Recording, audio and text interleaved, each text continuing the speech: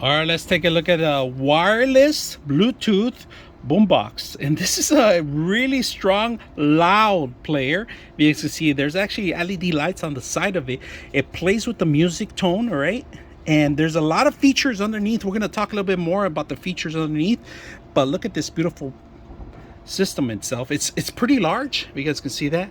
Boombox on both sides, all right? We got our power button, our minus, our play button, and our plus button, and then we got different tones and also the lighting button too. So we're gonna take a look at it and see how loud it is. We're gonna play a little template, right? I'm gonna set it up on our Bluetooth device. Let's go ahead and set it up. And if you guys can see, I just hit the setup and it's gonna automatically pair, all right? And then you guys heard it just paired right now. Now we're able to play our music. And you have a couple options. I'm gonna talk a little bit more about them, but first let's go ahead and play some music. We're gonna play the music loud, and if you guys can see, look at this on the side of it.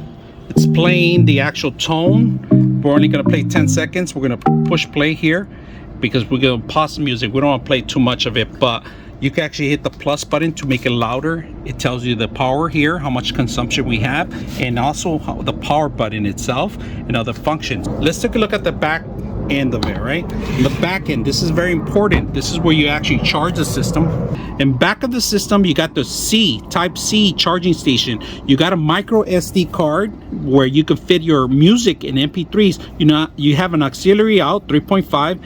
You have a USB. This is to charge. You can charge your phone at the same time or plug in your phone directly to it. So really awesome device. We're going to test it out, some more in-depth review on this one, and we're going to light it up and see what you think about it. To turn it off, you hold down the power button, gives you a little tone, and it turns off. So I hope you guys enjoy the video.